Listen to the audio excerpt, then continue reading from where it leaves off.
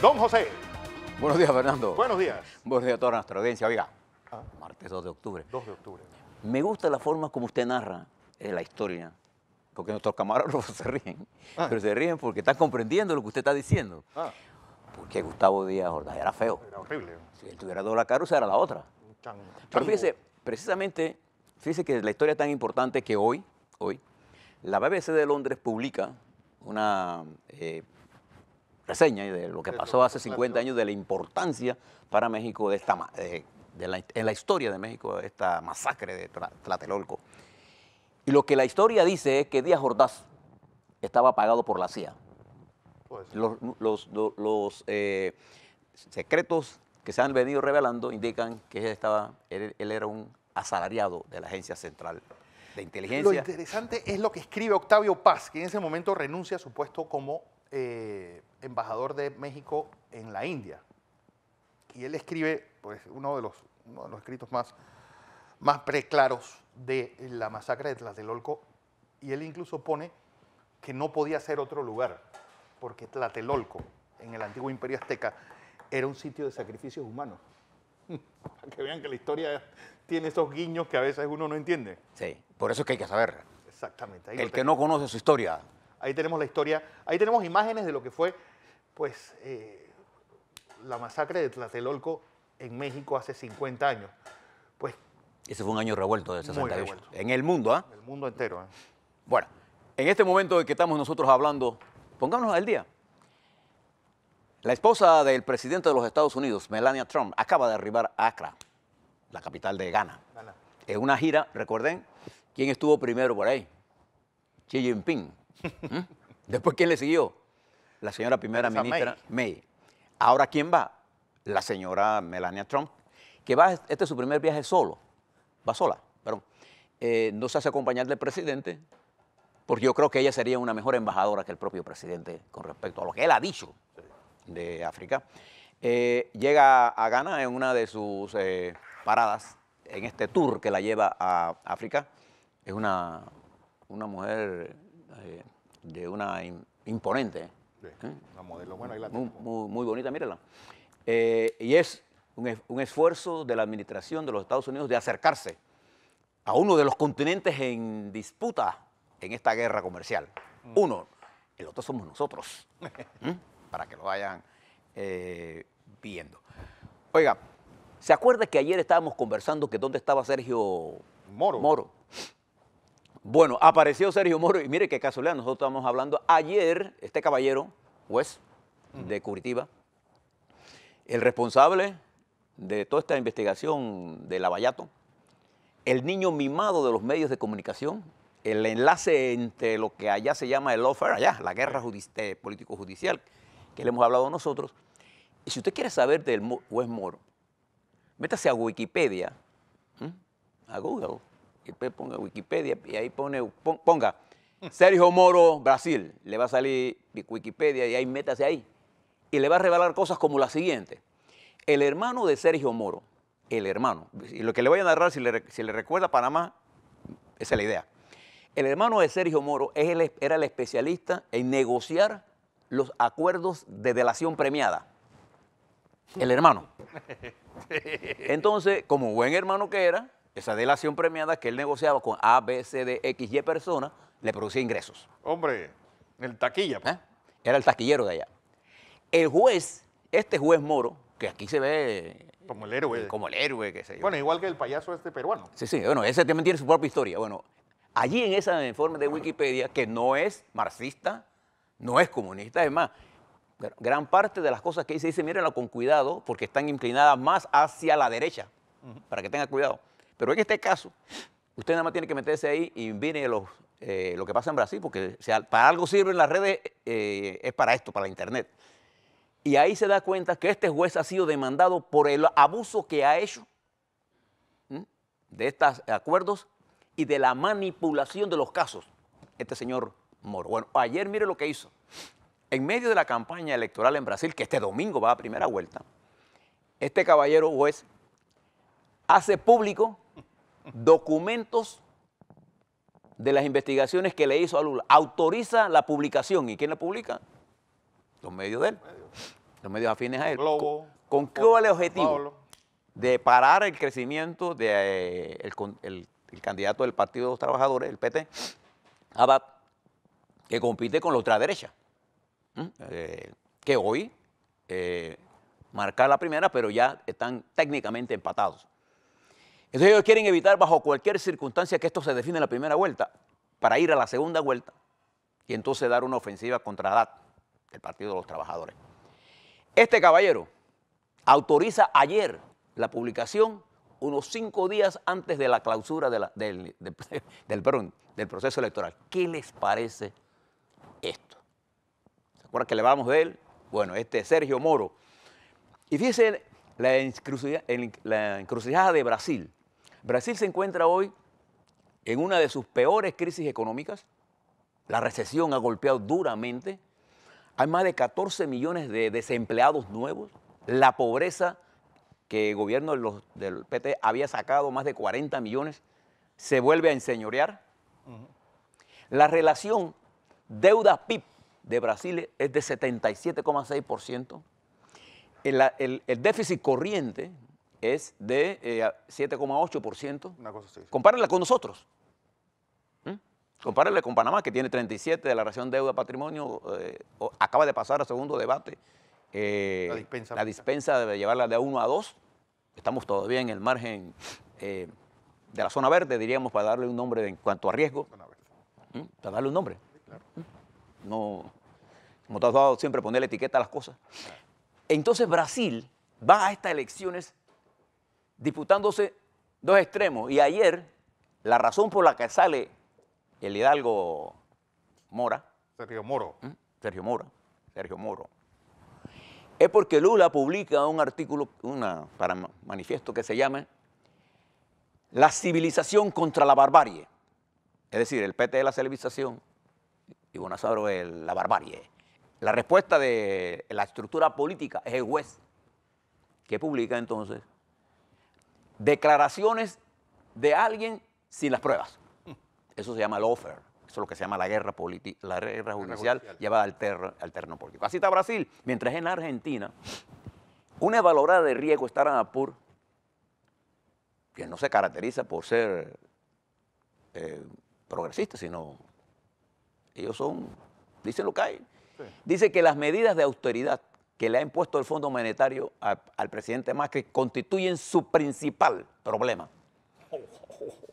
Porque aplicarlas lo dejaría sin sustento y sin techo político. Es peor el remedio que la enfermedad. Pues. Miren lo que está diciendo una agencia reguladora.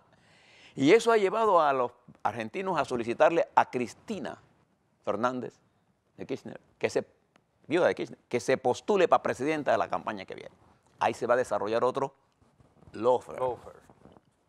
Traiga todo eso para Panamá y mire lo que le estoy contando, ¿no? Si va a Ecuador, está pasando cosas similares. Si usted va a Venezuela, ¿no? ¿Sí? Ahí sí no pasa nada. El gobierno de Maduro utiliza todo el poder judicial para perseguir a la oposición. Mire igual que pasa en Nicaragua. El lawfare es una especie de guerra de golpe blando. Se llama golpe blando porque ya usted no requiere la intervención militar, pero lo que le requiere es la instrumentación de la justicia vía un medio de comunicación importante. ¿Le parece conocido esa historia? Bien. Si son medios, mejor. Bien. Mientras en Costa Rica, nuestra hermana república pasa a la 4ª semana de huelga y no se vislumbra en el horizonte todavía un acuerdo. Y esto tiene que ver mucho con la fragmentación política que caracteriza a la sociedad costarricense, porque incluso en las propias elecciones se fueron a elecciones por el tema equivocado.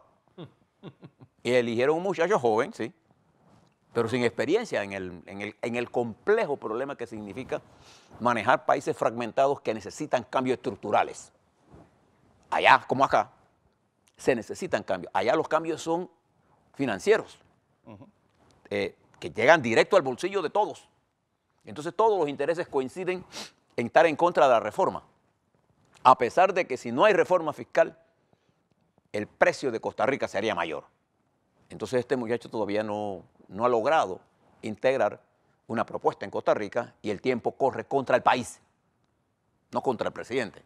Porque el presidente al final, si lo tumban o no, eso se acaba y no hay problema, pero el país es el que va a sufrir si no hay una solución. Yo espero que Costa Rica, que es un país democrático, que es un país de tradición, que no es un país represivo, que es un país amigo, pueda recuperar el camino. Necesita las reformas. Sin la reforma, Costa Rica entraría en un caos. Y fíjese, ¿se acuerda aquella frase que se hizo famosa aquí por una denuncia del presidente de México electo, López Obrador, que decía que prohibido mentir? Prohibido mentir, prohibido robar y prohibido Pues traicionar. vamos a quedar en prohibido mentir. El presidente, candidato ya, presidente electo, dijo que México estaba en bancarrota. ¿Eso es falso o es cierto? Eso es falso. México no está en bancarrota. Las cifras de México, la relación deuda-PIB es de 46%. Sí. México es hoy uno de los principales países para inversión extranjera. Se acaba de firmar un acuerdo con el TLC, una renovación del TLC, Canadá, México, Estados Unidos, que le abre a México, le quita una espada de Damocles que tenía sobre su expansión económica. Peña Nieto, si bien es cierto que ha endeudado más al país, ha logrado estabilizar la inflación y México no está quebrado, no está en bancarrota. México necesita reformas estructurales, sí. Sociales, sí. Transparencia, sí. Pero de ahí a decir que México está en bancarrota, eso, mi querido amigo López Obrador, no es cierto. Esta noticia no aparece ni en los Estados Unidos, ni está hecha por la CIA. Adivina de dónde viene esta noticia. De la radio y televisión rusa. RT. Para que usted vea. Mientras la Corte Internacional de Justicia falló contra Bolivia y deja a Evo Morales en una situación complicada porque parte de su campaña de reeleccionista es la recuperación del mar. La Corte lo que se pronunció es que ella no puede obligar a Chile a negociar. No es que se pronunció sobre el derecho de Bolivia al mar, se pronuncia sobre el hecho de que no puede, que era la solicitud de Bolivia, que Chile se sentara a negociar por un dictamen de la Corte Suprema de Justicia, por una votación de 9-3, la Corte Suprema de Justicia, la Corte Internacional de la Justicia, que los Estados Unidos de paso dice que no reconoce, que no existe. El Tribunal Penal Internacional. Por eso que la señora Merkel advirtió al presidente Trump que la destrucción de la estructura multilateral constituía un problema serio para el mundo. Y termino aquí. ¿Usted se recuerda del candidato a juez de la Corte Suprema? Es muy importante en los Estados Unidos. Jeff Kavanaugh. Bueno, le han encontrado de todo. Y esto me recuerda cuando el general Torrijos decía, pocos hombres y mujeres resistimos una investigación completa. Entonces resulta que a este señor le gustaba tomar mucho. Y los compañeros de parranda de él, ¿a quién no le gusta tomar? A ver, claro. Cuando joven, ¿cuántas borracheras se pega uno? A ver. Bueno, se pega una borrachera y claro, yo no conozco borracho que se acuerde de lo que hizo. Pero él ante el Congreso dijo que él se tomaba 1 o 2 cervezas, que le gustaba la cerveza. Bueno, sus compañeros dicen no solamente que le gustaba, sino que tomaba a morirse. Sí. Y perdía el conocimiento. Y ahora han encontrado hasta boletas de 1985, en algunos creo que está en Maryland, no recuerdo el estado, en donde él tiene boletas por riñas en cantinas. Toma. Y este es, digamos... los nuestros, pues. Sí. A mí me caía mal, pero el hecho de que él tome a mí no me parece que es una cosa... Entonces ninguno de nosotros se veíamos para nada. Ese sabe qué es la sociedad norteamericana. Sí. Una sociedad que intenta ser puritana. Y 1/3 de los hijos en los Estados Unidos nacen fuera del matrimonio. Los evangélicos estos que andan por ahí han estado metidos en burdeles. Sí. Entonces ese puritanismo de los Estados Unidos quedó al desnudo cuando vino toda esta revolución sexual. Y ahora este puritano, blanco, racista, machista, dice que él tomaba pero no mucho. Entonces resulta que esos amigos lo recuerdan que tomaba y toma mucho. ¿Y quién de joven en esas escuelas de parranda, usted que conoce los Estados Unidos, en esos spring break, qué de cosas no se hacían? Bueno, ahora le están sacando todo esto en menos de 4 días. Y eso ha llevado al republicano a pedir una votación urgente. Eso pasa en el mundo. Y tiene atrapado a los Estados Unidos y al presidente de los Estados Unidos en una investigación muy seria. Todo esto tiene influencia en nosotros, claro. A la vuelta, le contamos lo que pasó anoche allá en FED-TV, le contamos lo que está pasando con Ricardo Martinelli. Les sugiero que se lean los artículos que están saliendo en la Estrella de Panamá. Nosotros vamos a esperar que salgan todos los artículos para hacer un balance de lo que está pasando allí y veamos cómo está Panamá frente a los retos que vienen. Y la confrontación, el Contralor habla ahora de seguir la guerra. No, y que va a despedir 5.000 personas en la Asamblea. Sí. Bueno, vamos a ver cómo queda esa confrontación política en la Asamblea y el Contralor.